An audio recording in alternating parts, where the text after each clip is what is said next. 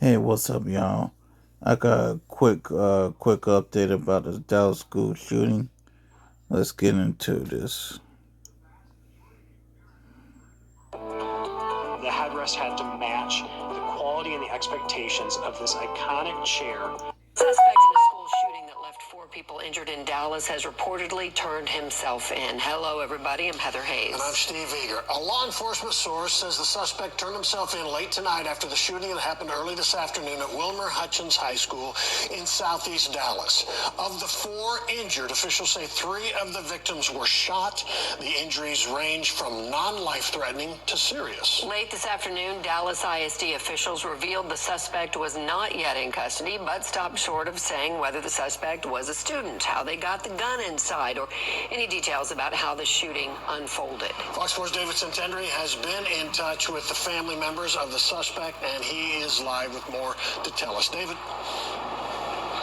Yeah, Stephen, Heather, a law enforcement source tells me that suspected shooter is here at the Dallas County Jail after turning himself in about an hour ago. This was supposed to take place several hours ago at an entirely different location, about a 10-minute drive from the high school over at Dallas Police Department's South Central Division. That did not happen. Some of his family members were on hand there at the police department, as well as dozens of officers just waiting to make sure that things moved safely when he drove up there and was supposed to turn himself in. But then it appears he got cold feet and went to a relative's home. Family members were communicating to us that they were going to meet him and trying to convince him to just do the right thing and turn himself in, be safe.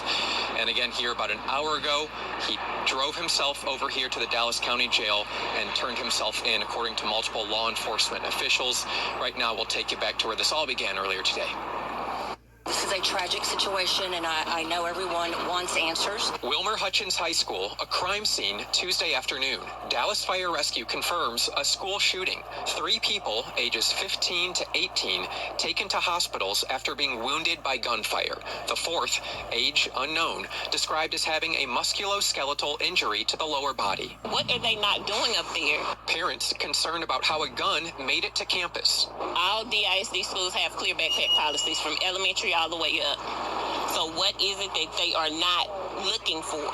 We see what those backpacks look like. Yeah, they usually check the backpacks. Dallas ISD police and the superintendent, while addressing reporters Tuesday afternoon, steered blame away from its security systems. So we do know that the gun did not come through during regular intake time.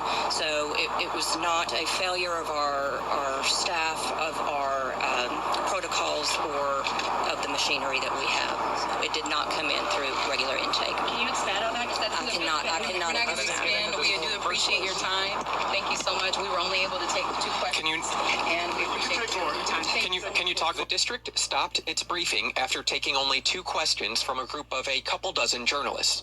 The district 2 will not questions. explain how the gun made it to campus, circumstances leading to the shooting, where exactly it took place, or if security changes are coming. And it's the second time they had a shooting like this. In April of last year, a student brought a revolver to Wilmer Hutchins High and shot a classmate in the leg. The shooting prompted many questions about how the student brought a gun to school. In the wake of that shooting, Dallas ISD police revealed security protocols were not followed. The suspect triggered a metal detector, but no one checked his bag. Now, those questions even more magnified. Because it's scary and your heart beat fast because you're not there with your child and anything could happen.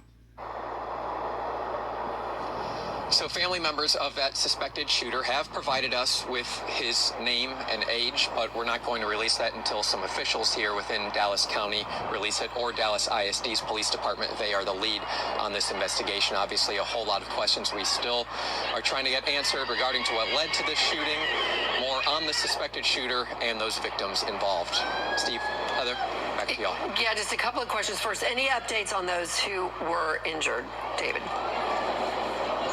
Yeah, still no updates on those who were injured. We didn't get any updates from Dallas ISD police earlier when the assistant chief spoke, or the school district when the superintendent spoke. But I will say that city council member and Mayor Pro Tem Tanel Atkins told us he expects them to survive. That's what he told one of our colleagues or coworkers earlier today.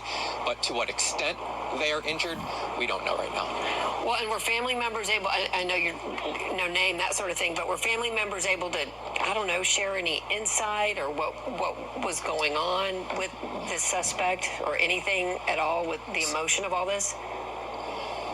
Yeah, so it's another good question. So family members say that this child transferred sometime recently, within the past possibly year, maybe a couple years. They were saying he transferred to this school and that there was maybe some drama at a different school, thought he was getting into a better situation.